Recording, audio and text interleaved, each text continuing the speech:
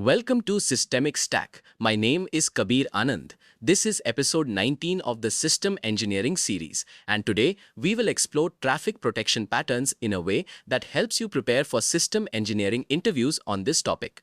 Now, knowing how to shield services from spikes is vital for uptime.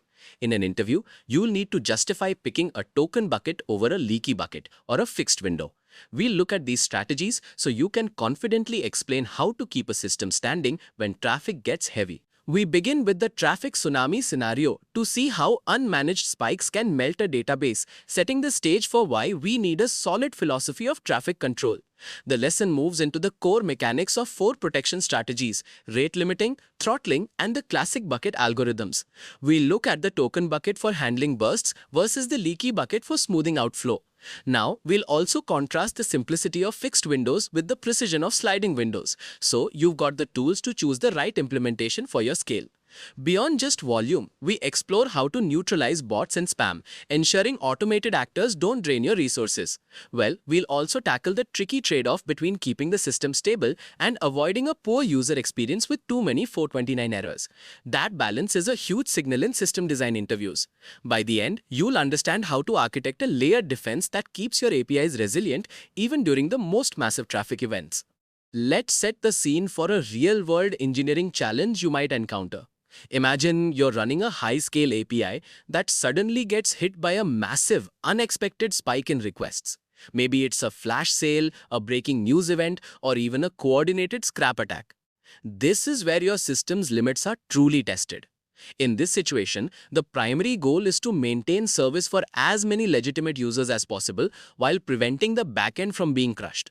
This context matters because it shifts your perspective from how do I process everything to how do I survive. Failure to handle this situation correctly results in a retry storm, where clients keep hitting an already dying server, making the problem exponentially worse until everything hits a dead stop. In an interview, the recruiter wants to see that you understand the production pressures of managing shared resources. You have to think about how you'll prioritize traffic when CPU and memory are at their limits. If you can't articulate a strategy for these high-pressure scenarios, it suggests your designs might fail when they are needed most. We'll look at how to build that resilience today. In this 19th episode of our series, we are treating traffic protection as a masterclass in API safeguarding. This goes beyond simple firewalls. It's about intelligent, application-aware defense against excessive traffic, malicious bots, and those sudden infrastructure-level spikes we just discussed. What matters here immensely because your API is the front door to your business. If the door jams or gets broken down, everything behind it is at risk. We'll explore how these patterns work at the edge, often at the API gateway or load balancer level, to intercept and manage requests before they ever touch your expensive business logic. A common failure mode here is implementing protection too deep in the stack. If you're checking rate limits inside your database-heavy microservice, you've already lost half the battle because the connection overhead is already consuming resources. By moving these protections to the perimeter, you're effectively shielding your core assets from unnecessary stress. You'll want to highlight this perimeter-first approach in any system design interview to show your thinking about resource efficiency and failure isolation across the entire ecosystem. It's a fundamental shift in how we view system safety. When we talk about the traffic tsunami, we are describing a system under extreme fire from three main sources: sudden spikes, persistent abuse, and unmanaged growth. It's that moment where your request volume looks like a vertical wall on the monitoring chart. This scenario matters because it's the point of no return for unprotected systems. Without a solid strategy, your database will inevitably melt under the connection pressure and your latency will skyrocket as the thread pools fill up. The failure mode here is often a complete system brownout. Even if the traffic subsides, your services might stay stuck in a failed state because of lingering backlogs or corrupted cache states. You've got to realize that it is not only about malicious actors. Sometimes your own mobile app might have a bug that causes it to retry a failed request 1,000 times a second. That's a self-inflicted tsunami. In an interview, being able to identify these different types of surges shows you have the practical experience to expect the unexpected. We are going to learn how to build the breakwaters that can absorb this energy and keep the core system calm and functional. The core philosophy of traffic control is really about being the gatekeeper of your system's sanity. It's built on two main pillars: ensuring fair resource allocation and maintaining stability under load. Think about it. Why should one aggressive user or a single buggy client be allowed to degrade the experience for everyone else? This philosophy matters because it moves us away from a first-come, first-serve model which is inherently fragile during a crisis. Instead, we implement fairness so everyone gets their slice of the pie but no one can take the whole thing. A significant failure mode occurs when you forget the fairness part and only focus on stability. If your global rate limit is too blunt, you might accidentally block your most important high-value customers while trying to stop a minor bot. In your interview, you should emphasize that traffic control is a business decision as much as a technical one. You're essentially defining the contract of your API's availability. You're deciding what happens when the system is pushed to its limits and how you protect the overall health of the platform at the expense of individual outliers. Rate limiting is the most common tool in our kit, acting as a strict barrier that rejects any request exceeding a specific threshold. It works by checking a counter for a given key, like an IP address or API key, and if the count is over the limit, it returns a 429 too many request error immediately. What matters here is that it's your most effective way to prevent total resource exhaustion at the edge. However, the biggest failure mode is setting these limits too low or too high without proper monitoring. If they're too strict, you ruin the user experience and drive people away. If they're too loose, they don't actually protect you from a real surge. Another mistake is using a single global limit for everything. In a real system, you'll want different tiers of limits. In an interview, you'll stand out by discussing how you'd handle these limits across a distributed system. Do you use a centralized Redis store or keep local counts? Each has its own trade-offs regarding latency and accuracy. You've got to find that sweet spot where the limit is high enough for normal use but tight enough to stop an attack. Throttling is a more nuanced approach than rate limiting. Instead of a hard rejection, throttling focuses on managing a gradual slowdown of incoming traffic. It works by introducing artificial latency or queuing requests when the system starts to feel the heat. What matters here is that it buys your backend services precious time to recover or auto-scale without necessarily dropping every user. It's like a pressure release valve rather than a shut-off switch. Well, the danger here is that if you throttle for too long, your internal queues can fill up, leading to a failure mode called memory exhaustion. If you're holding on to thousands of pending requests, your server might crash anyway. Also, clients might time out while waiting for a throttle response, leading to those dreaded retries we talked about earlier. When you're explaining this in a design interview, highlight that throttling is great for smoothing out small bumps, but you still need rate limiting as a fallback for when things truly get out of hand. You're looking to provide a degraded but still functional experience rather than a complete blackout for the end user. The token bucket algorithm is a favorite for engineers who need to handle bursty traffic. It works by having a bucket that fills with tokens at a fixed rate. Every incoming request must spend a token to be processed. If the bucket is empty, the request is rejected. What matters here is that it allows for controlled bursts. If a user hasn't made a request in a while, tokens accumulate and they can send a bunch of requests at once. But once those tokens are gone, they are restricted to the steady refill rate. The failure mode here is often related to bucket size. If the bucket is too large, a sudden burst from many users simultaneously can still overwhelm your database. On the flip side, if the refill rate is too slow, users will feel constantly throttled even during low usage periods. In an interview, you should mention that token bucket is highly efficient because it doesn't require keeping track of every request timestamp, just a single counter and a last refill time. It's a great balance between flexibility for the user and protection for the infrastructure, provided you tune the parameters correctly. Now, the leaky bucket algorithm is a bit different because it focuses on achieving a smooth, constant traffic flow. Imagine a bucket with a small hole at the bottom. You can pour water in as fast as you want, but it only leaks out at one steady rate. In our systems, requests enter a buffer and are processed at a strictly constant speed. What matters here is that it's ideal for transforming jagged, unpredictable traffic into a predictable stream that your backend can handle without sweating.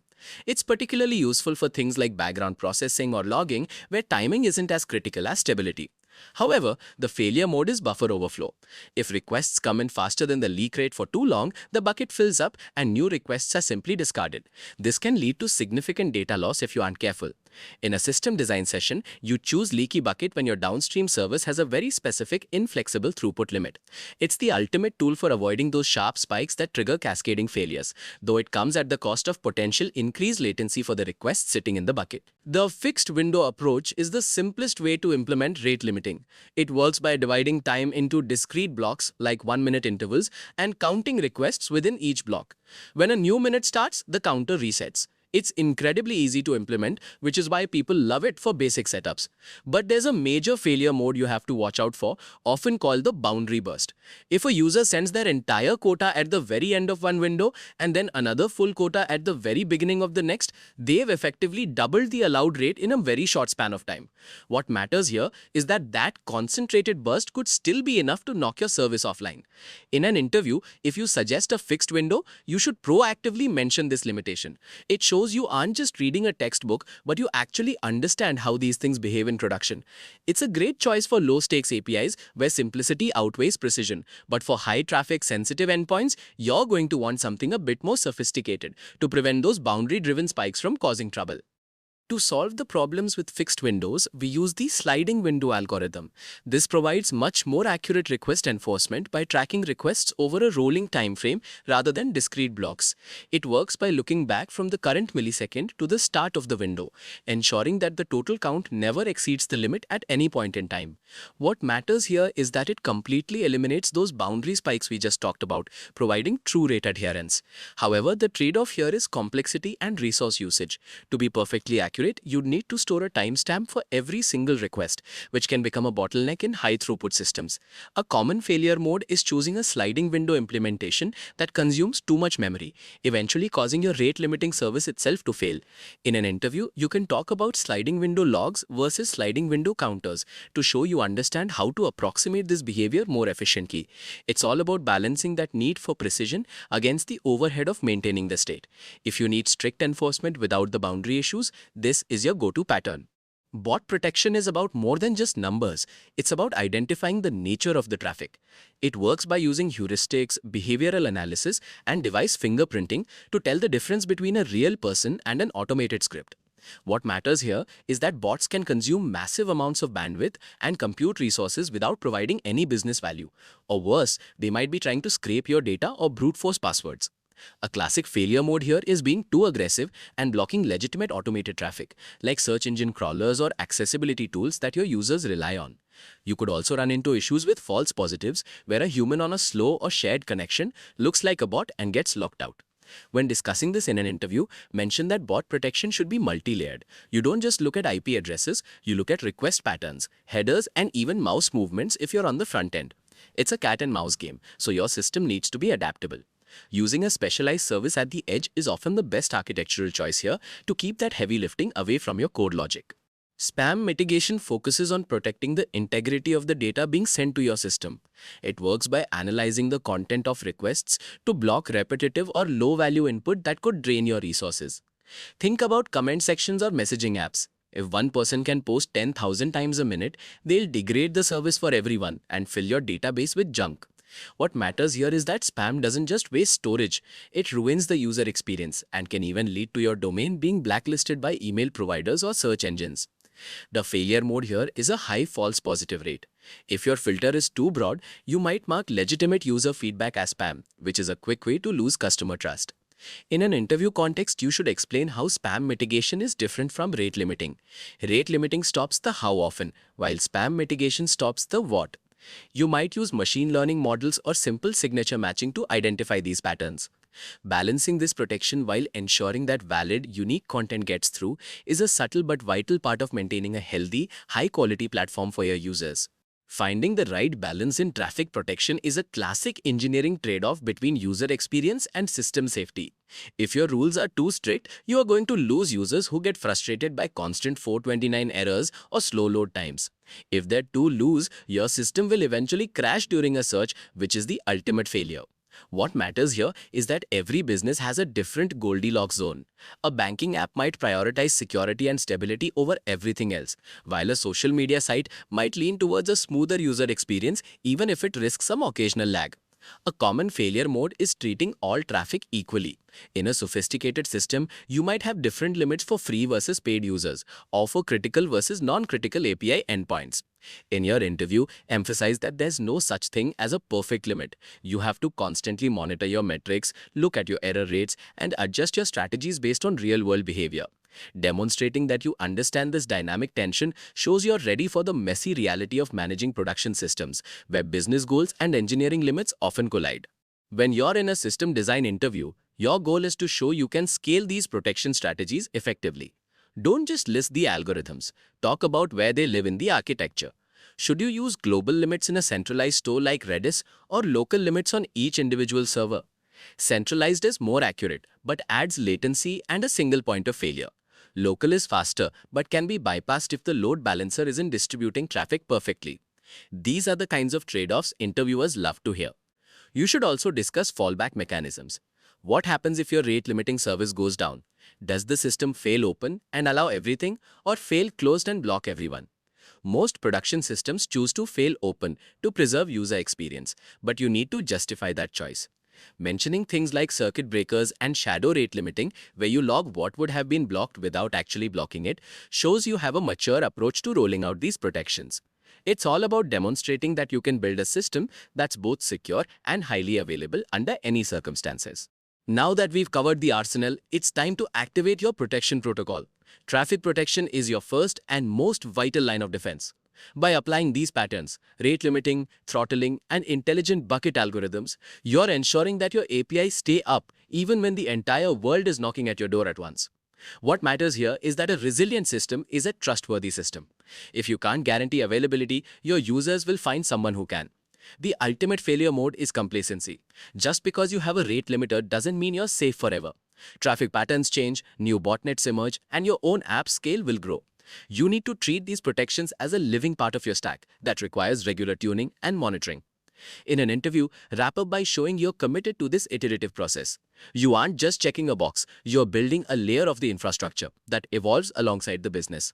It's about having the right tools in place and the operational wisdom to use them effectively when the next traffic tsunami inevitably hits your servers. So, we've walked through how to keep your infrastructure from crumbling under a traffic tsunami. We explored two primary strategies: hard rate limiting to block excess requests and throttling to gradually slow things down.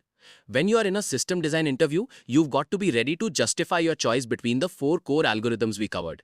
You need to know when to use a token bucket for bursts, a leaky bucket for smoothing flow, or the fixed and sliding window approaches for time-based enforcement. It's vital to articulate the trade-off between keeping the system stable and maintaining a decent user experience. Choosing a flexible, burst-friendly strategy over a rigid one shows you're thinking about the actual product impact, right? You've now got the full toolkit for defending your APIs against both sudden spikes and persistent abuse. That wraps up our look at traffic protection patterns. When you're in a high-stakes interview, remember that it's all about finding that Goldilocks zone between strict system protection and a smooth user experience. You'll want to justify your choice of these 6 strategies, from simple fixed windows to burst-friendly token buckets, based on the specific failure modes you're trying to prevent. Don't forget to discuss whether you're enforcing limits at the local level or globally via an API gateway. If you found this helpful, hit that subscribe button, and you can find the full course details in the description. In the next episode, we will discuss Saga pattern, distributed transactions, where we'll discuss situation, core understanding, problem. Catch you then, and good luck.